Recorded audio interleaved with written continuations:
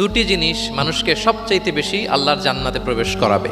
একটি হচ্ছে তাকওয়াল্লাহ, আল্লাহর ভয়, আর একটি হচ্ছে হুসনুল খুলুক, সুন্দর আচরণ। রিপিট, আমি আবারও বলছি, দুটি জিনিস মানুষকে সবচাইতে বেশি আল্লাহর জান্নাতে প্রবেশ করায়। একটি হচ্ছে আল্লাহর ভয়, তাকওয়াল্লাহ, আরেকটি হচ্ছে সুন্দর আচরণ, হুসনুল খুলুক।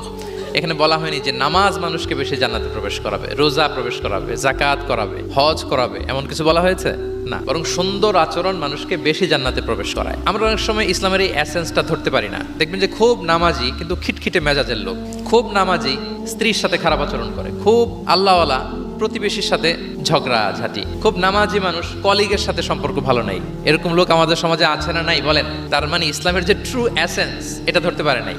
আশেপাশের নেইবরের সাথে, কলিগের সাথে, বন্ধুদের সাথে, সহপাঠীদের সাথে যে ভালো আচরণ করতে হয়, গুড বিহেভিয়ার করতে হয়, এবং এটাই যে আমাকে সবচেয়ে বেশি জান্নাতে প্রবেশ করানোর মাধ্যম হতে পারে, এটা আমরা ভুলে যাই। প্রিয় বন্ধুরা, আমরা যেন এই ব্যাপারটাকে ছোট মনে না করি।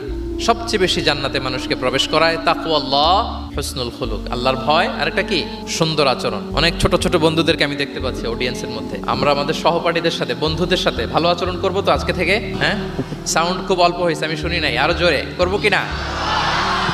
ইনশাআল্লাহ আমরা ভালো আচরণ করব, এবং আমার সহপাঠীদের সাথে, বন্ধুদের সাথে ভালো আচরণ, এটাই আমাকে জান্নাতে প্রবেশ করাবে ইনশাআল্লাহ। বলি সবাই।